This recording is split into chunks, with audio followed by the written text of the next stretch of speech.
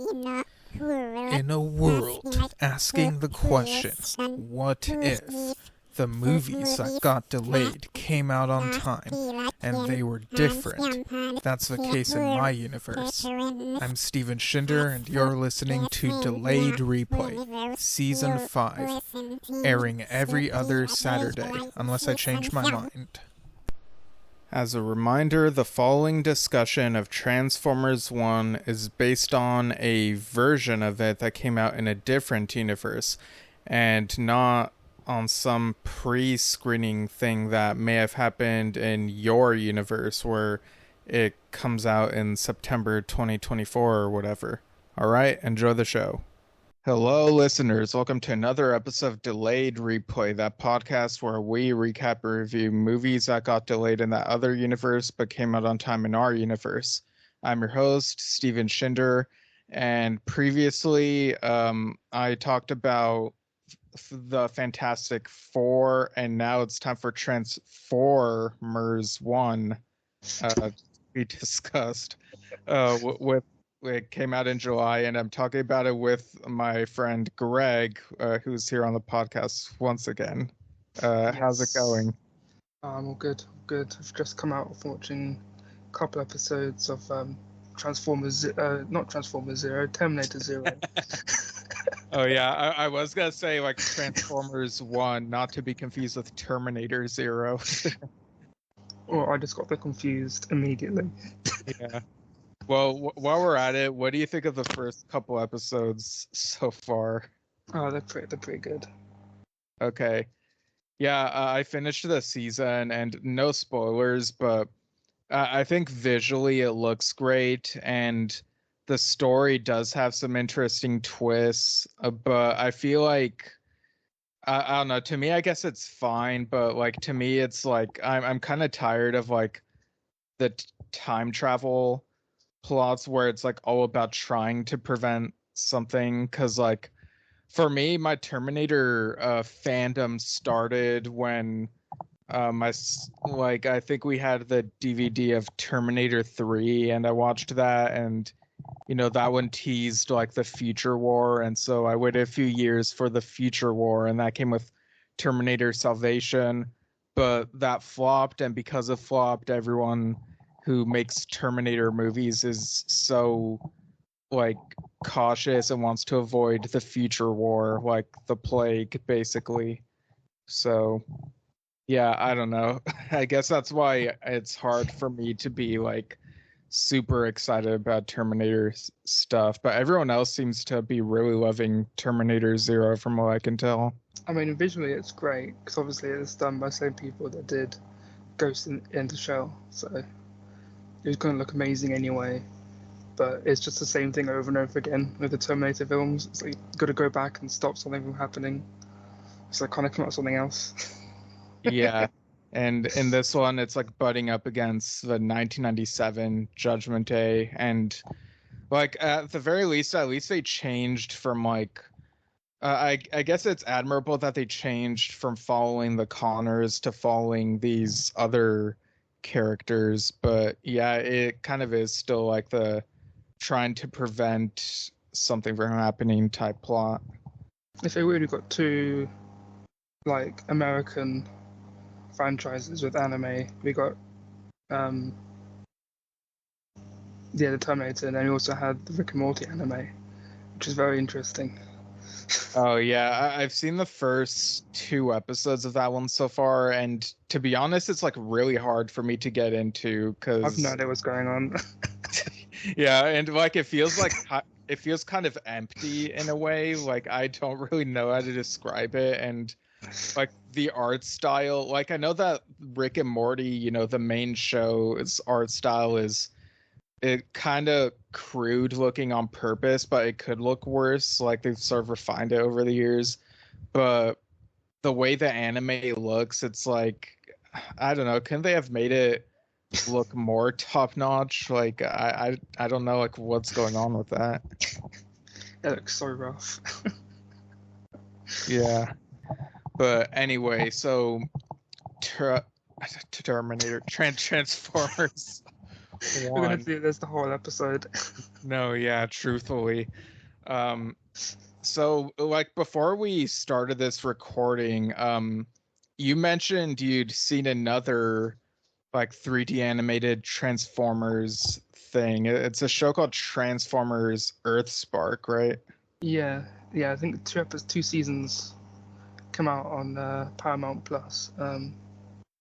Yeah, it's like a very kid-oriented one, and it's like what was it? Like some Transformers learn how to be a Transformer. It's like they get like their learn how to transform, and it's like, but the kids also transform because it's they um like share like a soul with the new Transformers. It's a bit weird, but Yeah, so it's like more kid oriented, right? yeah. Is it sort of in the vein of like Bat Wheels, like that kind of maturity level? Or I think it's a little bit higher than Batwheels. okay. I have admitted I've seen every single episode of Batwheels. Yeah, I've seen ads for Earthspark whenever I watch other things on Paramount Plus, but I haven't like really checked it out. A while ago there was I think it was called War for Cybertron, the Netflix animated series, and I watched like the first part of that and then forgot to watch the rest of it. Um, that one was a bit more, probably a bit more mature than Earthspark is, I would expect. Um, There was but like rescue bots or something as well. yeah, yeah, there's like a lot of Transformers media that's tough for me to get into because of how much there is and like not knowing when I'm in the mood to get into it. Like I still have like these digital Transformers comics I got from a bundle a long time ago, and I haven't gotten through like all of them still. So it's really nuts. Yeah, it's kind of a franchise that doesn't stop. Yeah, Because you got the live action ones, which are yeah, the first few are quite good, but then just they don't know what they're doing with it. Like they're doing a GI Joe mashup, and I'm just like they're just trying to make money. yeah, yeah. Like I haven't gotten through the IDW comics that I have, but I've gotten through IDW's Ninja Turtles comics. Well, some of them I'm like still making my way through them, and those are like so good. Those Ninja Turtles comics from them do such a great job, like reimagining stuff from like other TMNT media into its like own thing. That's good. Yeah, because they had that recent show as well. Oh my god, so much is coming out at the minute. Yeah. They had that sequel show from the animated movie, Oh which yeah, was quite fun. yeah, Tales of the Ninja Turtles, I think it's called. Yeah, because one of them like writes a comic book, and it's you reading the comic book, which is an Yeah. interesting way to go.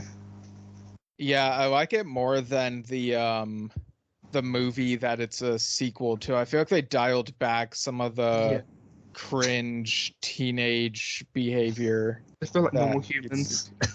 yes. Right, but it's also like super obvious that Splinter, like they don't have him speaking English like because they couldn't Mm. afford Jackie Chan for the show probably. Yeah, maybe got his head hit or something. I don't know. Maybe got a concussion, and he forgot how to speak. Don't know. I don't think they explained it. No, I thought their explanation was that Splinter is speaking Vermin so that like as a way to get closer to his girlfriend or whatever, which is like real weird, but yeah. But yeah, so Transformers 1 is basically it takes a stab at telling a like an origin story with like Cybertron and the Transformers. So like how do you feel about like the approach to the origin with this sort of more family friendly tone? Well, because what we've seen, like in many of the movies, is that it's just a war-ridden planet, Cybertron. So you had, before they became the Transformers, they were all just fighting each other constantly. So having them just like go around a daily business, and it's a bit weird. Yeah. Yeah, like they're just like rollerblading and stuff, like just having fun. Yeah. Yeah, and it's also really weird that they're able to transform into vehicles. Like this movie sort of posits that they turn into these cars and all these sorts of things, and it sort of implies that at some point a transmission or something, or like maybe like there's some crash landing or something, and humans took inspiration from how the Transformers look when designing cars and stuff. So I thought that was kind of a silly thing that they threw into the movie. Yeah, it's so weird because they're supposed to scan the vehicles to turn into. But yeah, just turning around is a bit weird. Yeah. Also, like in this one, so Cybertron, or their planet and whatnot, their civilization is like underground, and then the main characters, including Orion Pax and D16, who become Optimus Prime and Megatron eventually. They and their friends like explore the surface, and they're like super amazed. So much so that they're like, whoa, there's more to this world than meets the eye. And it's like, oh my gosh. The adults will get it. Yeah. But yeah, this cast has Chris Hemsworth as Orion Pax, Brian Tyree Henry as D16, Scarlett Johansson as Elita, Keegan Little Michael. Battle Angel. Yeah, I was just thinking that. Keegan Michael Key as B127, who's also called Bumblebee. Steve Buscemi as Starscream. Lawrence Fishburne as Alpha Trion. John Hamm as Sentinel Prime. And Isaac C. Singleton Jr. as Darkwing, who at some point in the movie like makes himself look like a duck, and so it's like, oh, I get it, Darkwing Duck. Yeah, they always know what they're doing. Those cameos. Yeah, and Vanessa Liguori as Arachnid, who, as people would expect, is able to look spider-like. Jason Canopisos Alvarez as Shockwave, John Bailey as Soundwave, and Evan Michael Lee as Jazz. And so Jazz keeps playing like jazz music from some speakers like throughout the movie. Yeah, someone says, "Do you like jazz?" They go, "No."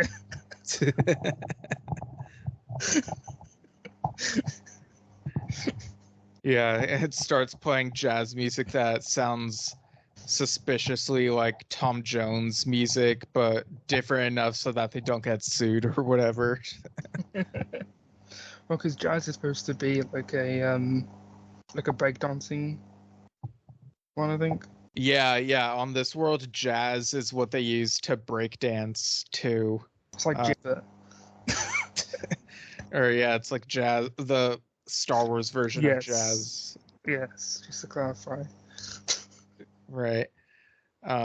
Yeah, it's really weird that like, yeah, the dancing, like I was getting Mad City Verse vibes or whatever it's called. Like that Jackbox game.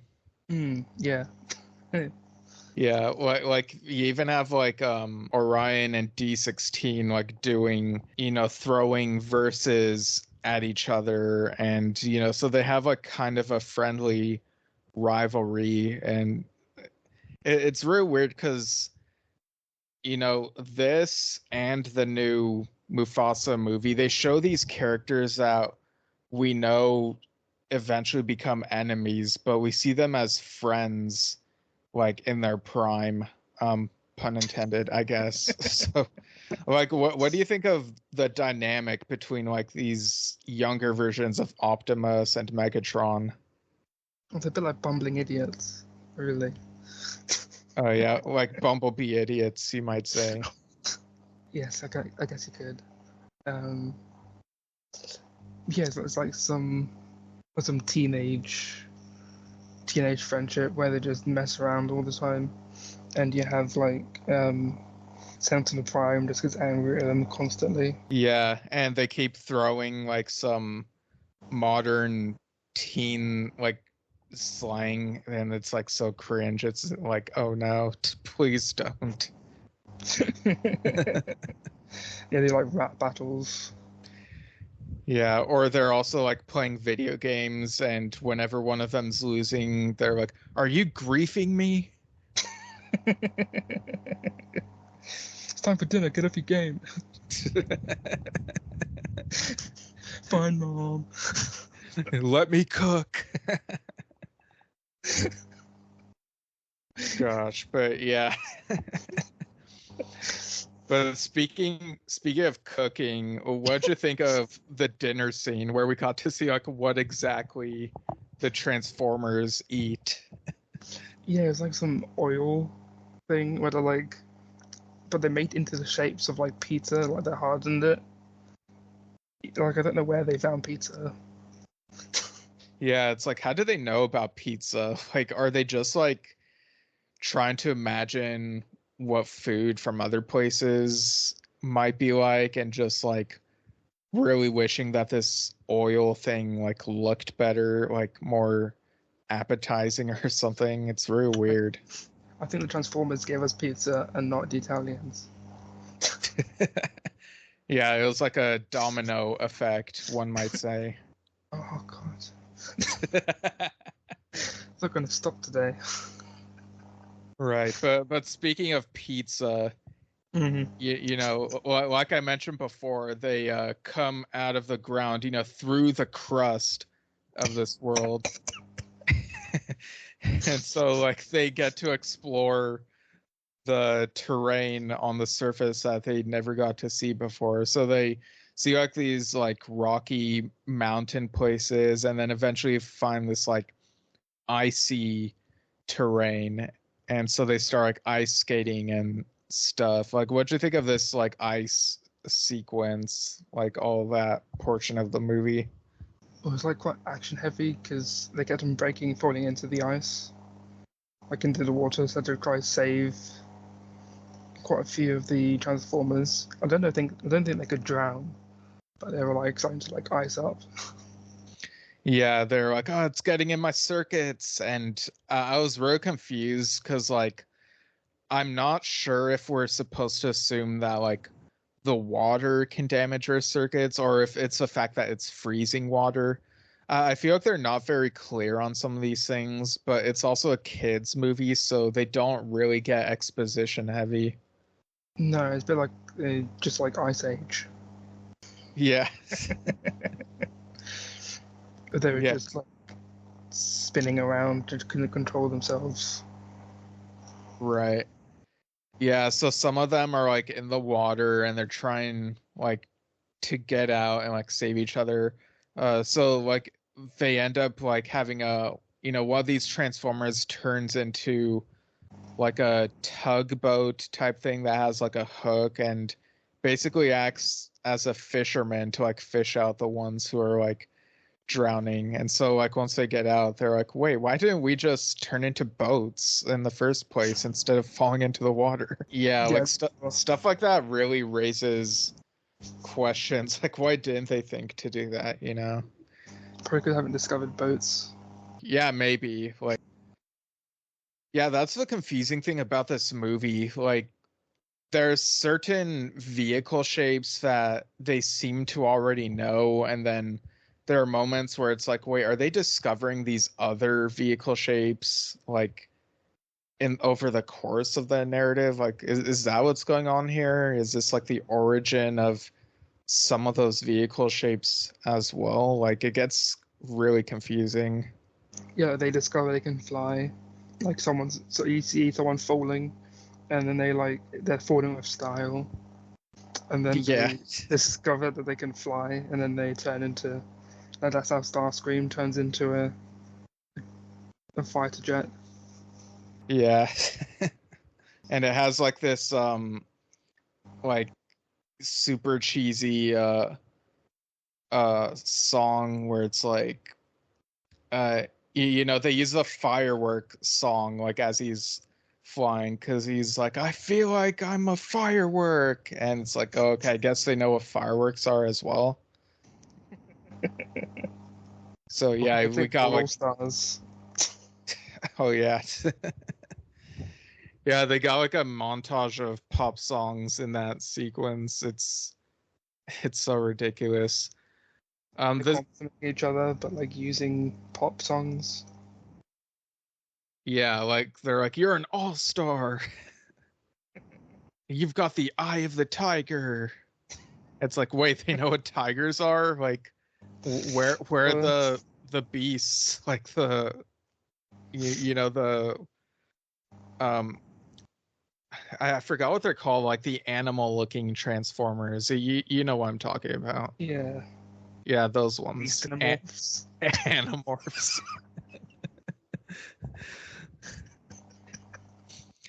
So another song that's part of the soundtrack is "Start Me Up," and it's like, wait, why is that part of this family film? Like, isn't "Start Me Up" kind of an innuendo type song? Like, why is that in this movie?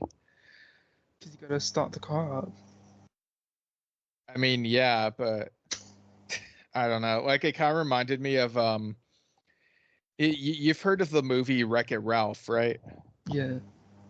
Yeah, so like the part where they include the song where it's like, get up and drive and drive. And I'm not super familiar with the song, but someone told me that the song is an innuendo, so it's kind of strange to have that in like a family movie like Wreck-It Ralph, but like I don't know. It's probably more for like the adults to get something out of it. I guess to just go over the kids' heads. Yeah, I mean, when I saw this one in the theaters, there were a couple adults who seemed like they were getting bored and like got up to walk out, and then they came back a couple minutes later because they realized that they forgot their kid and like went back to get their kid. One thing they shouldn't have done. Also, what do you think of the title? Like, it kind of has like a double meaning to it, but what do you think of having this one just called Transformers 1? Well, it makes you think, where's -1? Oh yeah, like Godzilla -1. Well, there might be like a franchise, another one, I guess. But or they just do just the one movie, and this is like a one and done. Yeah, because I think they said they were hoping for this to be a trilogy, but I mean, if it's like not considered successful enough, then yeah, it could very well be a one and done. Um, Especially with like all the stuff they cram into this movie, like they accelerate D16's like turn to the dark side like super fast, or like if you even want to call it that, turning to the dark side. It's like the Acolyte, where she just frowns her face and decides she's willing to kill someone for no reason.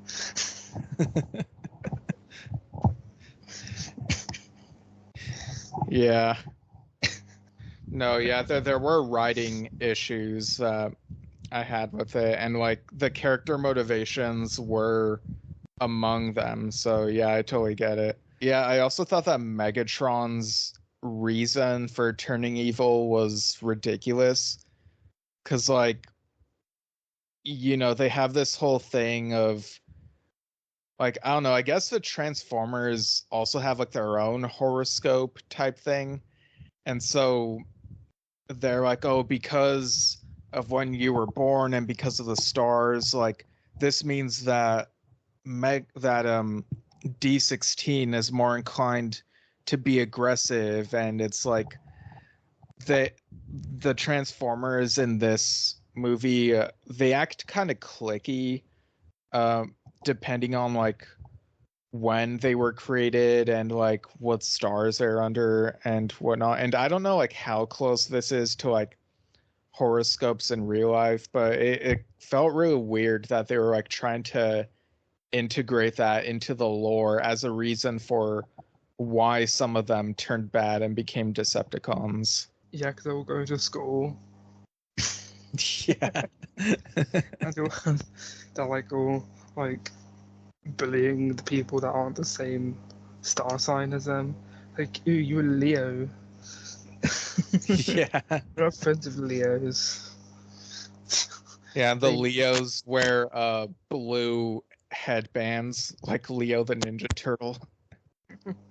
When they sit in the classrooms, they like, instead of having desks there for them, they turn themselves like half into desks, like their arms like turn into like the tabletop or whatever, and their backs turn and legs turn into like the chairs. It's like really weird. Yeah, not really sure how old the Transformers were, because I feel like they were like 30-year-olds playing teenagers. A bit weird. Yeah, I mean, Chris Hemsworth is no teenager. What'd you think of his take on this young Optimus Prime? Well, obviously it's no Peter Cullen. I mean, Right. that goes without saying. He kind of plays a bit more goofy, like, yeah, he has more jokes in it. Which is a bit annoying, because, like, Optimus Prime is, like, quite a serious character. But I guess, like, because obviously this is a prequel, he probably gets that through his leadership, which you might get through this movie. Like, I feel like the sequels to this movie, you might see that, but yeah, it wasn't in this one. Yeah, because in the beginning of this movie, they sort of do a fake out where, they do the opening narration from, Chris Hemsworth's Optimus Prime, and he sounds serious for a bit. It's like, this is Cybertron, where the Transformers came from. And this is where we party. And it's just like sharp left turn that like, it's just like super off-putting. So in the club, like twerking, I'm like, what's going on? Yeah, they do like try to throw a lot of color into this movie, and some of it looks really nice, actually. Like it'd be kind of weird if they, I mean, you mentioned like -1 earlier. It'd be really weird if they ever did like Transformers 1 minus color. Like I don't think anyone would like really want that, really. No, because like Transformers are very, very colourful, and the cyberpunk area of the planet was really fun to look at. But obviously not much happened there, but it was good to look at. Yeah, what do you think of how their faces look in this version? I was put off by it quite massively for some reason. Okay. Yeah, I was kind of whatever about it, but I have heard like a couple other people say that they really don't like the faces. I mean, it's very similar to the Earthspark kind of design, I think, which is probably where they got it from. Yeah, probably. But yeah, like they're doing all this exploring and these quests sort of things, like, and while Megatron is like realizing how evil he is or whatever, one of the places they go to is like this cave full of teeth looking things. It looks kind of like a Sarlacc, doesn't it? Yeah, and you're waiting for someone to like crawl out and pull him back in, and it's because they're all trying to. There's like a key at the bottom that they're all trying to find. There's like a hidden key, but I can't remember what it opened exactly. Oh yeah, it's supposed to be like the key to the city. Like in real life, mayors, like the mayor of a town or a city or whatever has like the key to the city, and I don't really know like why they have those. They might just be like a metaphor or for decoration or something, but in this, like it's a literal key to a city that's like hidden and full of a lot of weaponry, apparently. Yeah, so you have Megatron and Optimus Prime like racing to get to this key. Yeah, and they go like through these obstacles that it's kind of like a a loopy like roller coaster type thing. Kind of reminds me of those Hot Wheels racetracks. Of course, of course.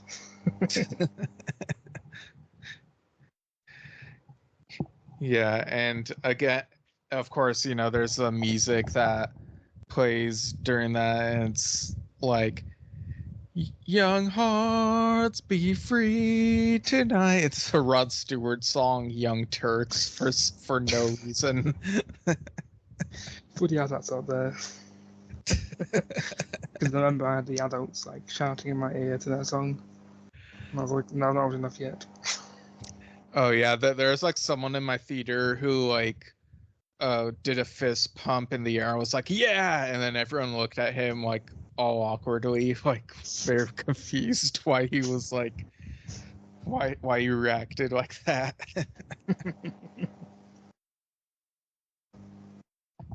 But yeah, they get to the hidden city and there's all this weaponry, and I'm just gonna call them Optimus and Megatron because I don't like their names that they have when they're like younger or whatever. They have like this argument and are like, you were my best friend, and that type of thing, and they're just like fighting with each other, and it's like, oh, they try to play it off as like, whoa, they were brothers but not anymore, but it's kind of hard for me to take seriously because of the tone being all over the place and very childish. Yeah, it's very confusing. Like the tone of the whole movie, I think, because it had like lots of huge action set pieces, but then at the same time, it was just really childish humor. Yeah, and like we see the division, like some of the Transformers join Megatron's side and some like stay on Optimus's side, and Alita is also like the voice of reason, like telling him he's not your friend anymore. He's chosen a dark path, and now we have to stop him from corrupting like all of our civilization. And then Optimus is like, yeah. Hey, what did you think about when they got their names? Yeah, that was a really cringe moment because like, well, first off, when D16 he's like powering up this ray gun type thing, and he's like, this must have a megaton worth of power. You could call me Megatron. And then Orion, Chris Hemsworth as Orion Pax, he's like, you know what? I want to feel young forever. I want to feel like I'm in my prime, but with things working so optimally to stop the forces of evil. You could call me Optimus Prime. It's so weird because obviously he's already called Orion Pax, which has the OP. Yeah, like it already has the OP in it, yeah. And B127 is like, I have a buzzing noise inside of me. Just call me Bumblebee. Yeah, so stupid. It was like the sorting hat ceremony in Harry Potter. They all got their names. Yeah. Yeah, they each got their new names. And what was so annoying was that in my theater, there were like some grown adults like cheering at the new names. And it's like, really? We're cheering at these like super obvious like references to like who we know they become? Like, really? I suppose about how old the people who went to go see the movie was, because I mean it's clearly shown for children. Yeah, I think at my showing it seemed like half adults and half children. Like some of the adults brought their families, but other adults were like diehard Transformers fans, which, I mean, I guess they exist, apparently. You can't have like a adult-centric one because A, they're Transformers, there's no blood, and it'd be really fun if they just start swearing at each other. Yeah, just have like Robert Rodriguez as Transformers.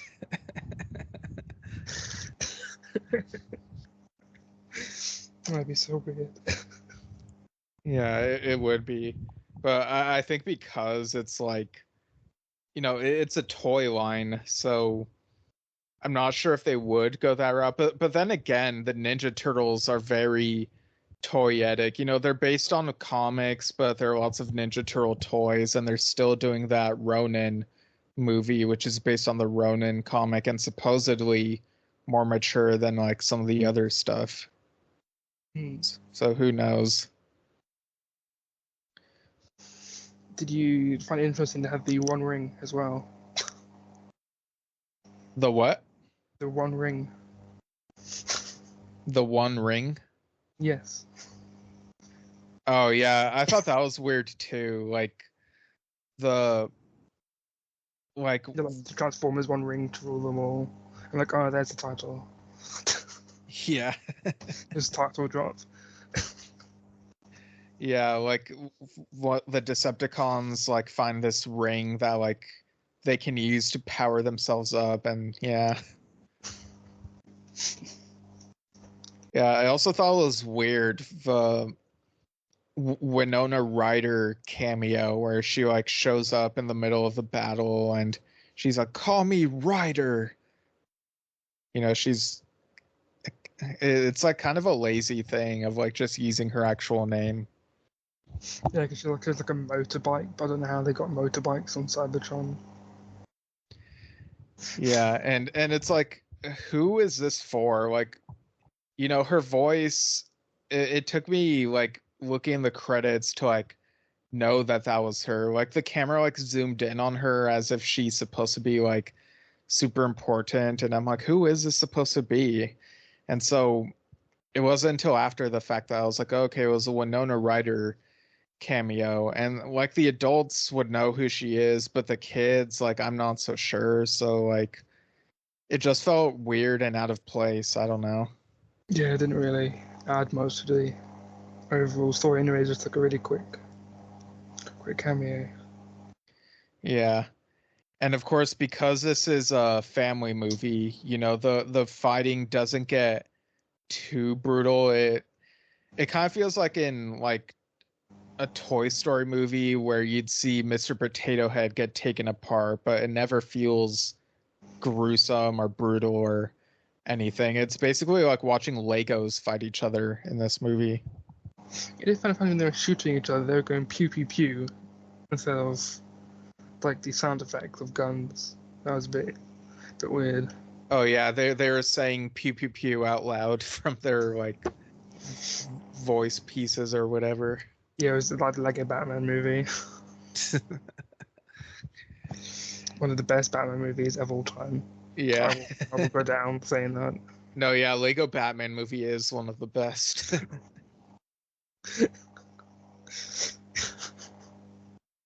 So what'd you think of the way that they ended this movie? So obviously they set it up for a sequel. Whether that happens or not, I don't know. But Optimus Prime and all his buddies were like, yo, let's launch Megatron into space. Get his ass out of here. Yeah, but they have to like cut him off before he can say ass. And there's also the part where one of them is about to give the middle finger, but they like cut it off before they can show it. Yeah, you see like he lifting his finger slowly, and it just like cuts to black. Yeah, it's like, whoa. They're like being childish, but also trying to be edgy. Like, what's up with this movie? Yeah, Kid Chris Hemsworth's narration going, you should have seen that. Yeah. So I'm watching Deadpool.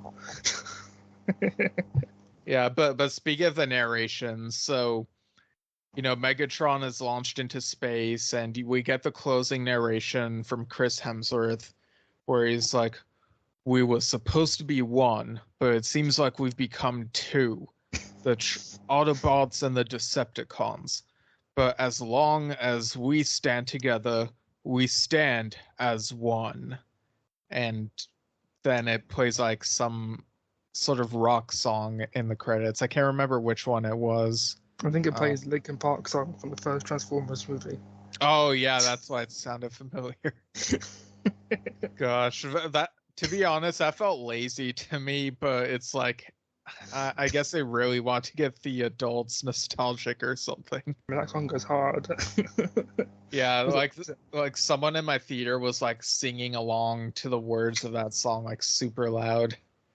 Was it like In the End or something? Was it Numb? I can't remember which one it was. Yeah, it's the one where the words are like, "What I've done." Oh, it's What I've Done. Yeah. Oh, that's the name of the song. Yeah. Okay. Yeah.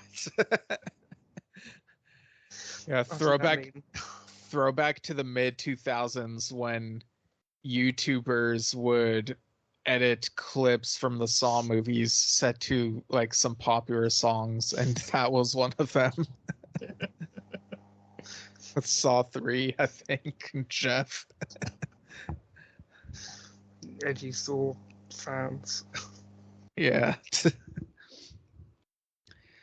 I do like that they show like some of the concept art like during the credits. It actually kind of looks better than the actual movie, to be honest. Yeah, it should just been like drawn frames. Yeah.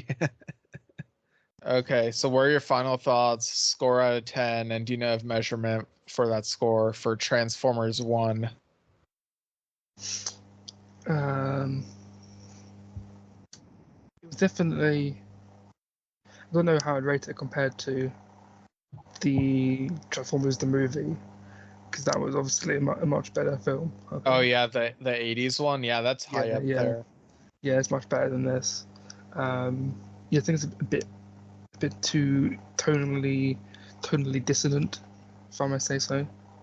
Because yeah, it's very childish, but like they have so much adult themes in it. It's like who is this for? And Chris Hemsworth is such a weird casting choice. Like I don't know why they didn't just get Peter Cullen back, because obviously he's still alive. don't change him till he's dead, or just stop making Transformers movies. Yeah, just only make Transformers comics, and where you don't have to worry about the voice. You just get him to sign something like Darth Vader, where he's like, yeah, you can AI my voice. Man, but that has like some implications though, so I don't know. But isn't that what he said? Isn't that what? Yeah, like James Earl Jones did sign something like that, but there's probably all sorts of feelings about that because AI is AI. Yeah, they can say weird stuff. But yeah, so what would you say your score would be? 5 out of 10 prime numbers. I don't know.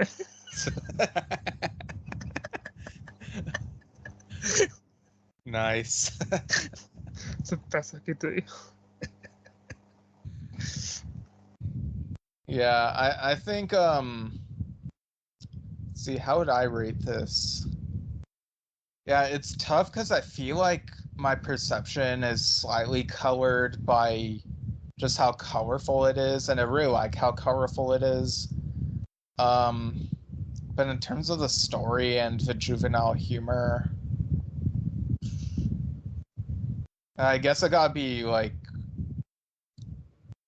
yeah, I don't know. I guess I gotta give it like 5.75 out of 10. Oily pizzas.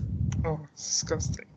Yeah, because it's like so frustratingly close to being pretty much okay, but there's like all these elements that just didn't throw me as much. It's like, it's like that Ninja Turtles movie last year. Like, I like the art style of it, but there was a lot going on, like, with some of the humor that just, like, didn't really land for me. Yeah, I think you said, like, I'd hate how they speak. Yeah, I mean, there was that, and also, like, the gross out humor, and yeah. I mean, it was written, or, like, was it Seth Rogen was, like, heavily involved. Yeah, like, that should have been the tip-off thing. Yeah, no, not gonna watch him. But yeah, I guess I'll do it. So thanks for joining me once again, Greg. I don't think you have like anything to plug, really, right? No, I've retired. Yeah, you've become one with the Force or something. I don't know. I got the one ring. Yeah. All right, so that'll do it. And without further delay, have a good day. All right, now for the plugs, you can email delayedreplaypodcast@gmail.com. Let us know your thoughts on Mad City Versus or Jackbox games in general. I don't know. Is that what the game's called? Mad City Verse, or is it Madverse City? Okay, it's Madverse City. Okay, got it. Yeah. That reminds me, I remember like going to a store and seeing that they're selling wheel bots, and I misread it as wheel boys. Like, I thought it ended with BOIS. So I don't know if those are like a type of Transformers or what, but anyway, you can follow me at Steven Shinder on Instagram, X/Twitter, whatever it's called in your universe. Threads, Steven Shinder Storytelling on Facebook. I'm also on Goodreads and Letterboxd. StevenShinder.com for info on my novels, the Standalones and Stepping Stones series, which is available on Amazon.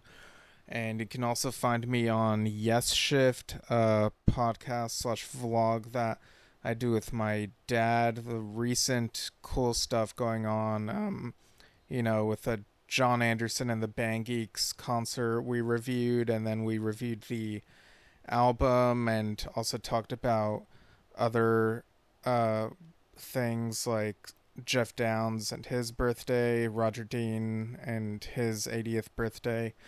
And we're gonna be reviewing Steve Howe's upcoming solo album, Guitarscape. So lots of stuff going on there, and also at Drum Talk TV, with a membership site, Drum Talk TV Brilliance.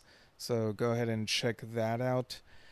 And yeah, so without further delay, here's my other self giving an update on his viewing habits and such, I guess. Hey everyone, so this is gonna be a short one.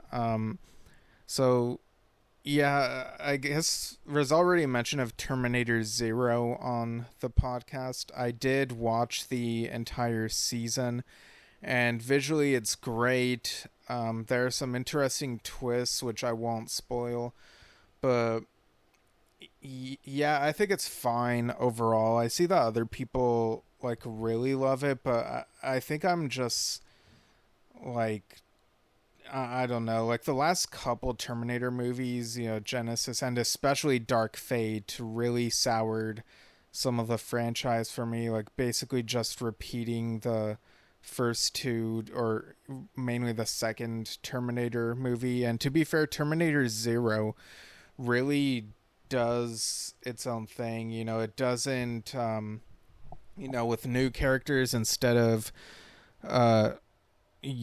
doing away with a staple character and doing an injustice to them or whatever. So yeah, I thought they were good ideas, but it's another preventing something from happening in the future type plot. And yeah, I don't know. I'm curious to see what else could come from the Terminator franchise in light of this. There was also a humble bundle of old Terminator comics from the 90s to 2000s, maybe early 2010s. I could be wrong about that last part, but yeah, I'm gradually making my way through those. I read Burning Earth, which came out pre-Terminator 2. It takes place in the future war, and it's historically it's interesting seeing what the idea for a Terminator sequel was before there was a Terminator sequel. You know, people got it as a comic and then as a movie, and of course the movie was a different story. But yeah, I'm really excited to get through these and, you know, other comics I've been reading as well.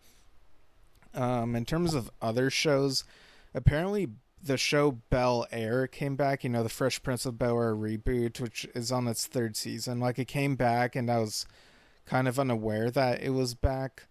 And, you know, it's a Peacock show, and it kind of reminded me of when I didn't realize Quantum Leap season 2, you know, of the new one was airing, and then it wasn't until after I heard it got canceled that I realized, wait, there was a season 2, and I finished that a little while ago, and while it did have a cliffhanger, it felt hopeful still, you know, given where the characters are. But yeah, with Bel Air, apparently this season they've dropped 2 episodes at a time each week, so kind of different from the past couple of seasons. But yeah, I'm basically watching 2 at a time, trying to catch up. The season finale aired this week, but I haven't gotten to it yet. I've watched the first 4 episodes of the season so far, and yeah, I'm enjoying it. I'm really curious to see where the characters will go the rest of this season. I do think this was a reboot worth making. I know people kind of scoffed at like the marketing or whatever, but yeah, I think it's a decent show. There's this past week or so, it's been kind of tough balancing things and trying to make time for TV, so that's why I'm a little behind, and also partially why I did not make a video for Terminator Zero for my YouTube channel, Steven Shinder Reviews in video form. You could go ahead and check out that channel anyway. So yeah, I think there are things here and there that I've watched recently, but haven't felt like I've had enough time or really as much to say in order to justify doing a review video. But I'm, you know, looking ahead and thinking of how to get back in the groove of that. But yeah, you know, TV, movies, you know, any movies I review, you can check out my little reviews on Letterboxd, even if they're like 1 sentence funny reviews. But occasionally I'll talk about stuff on here or on the YouTube channel if I have more to say. But yeah, it's been quite a time of juggling things, but yeah, this podcast will still be back in 2 weeks with a different topic, and I might have stuff to talk about after the main discussion in a segment like this. So I don't know, maybe I'm forgetting something, but that's pretty much the update for now. So without further delay, have a good day.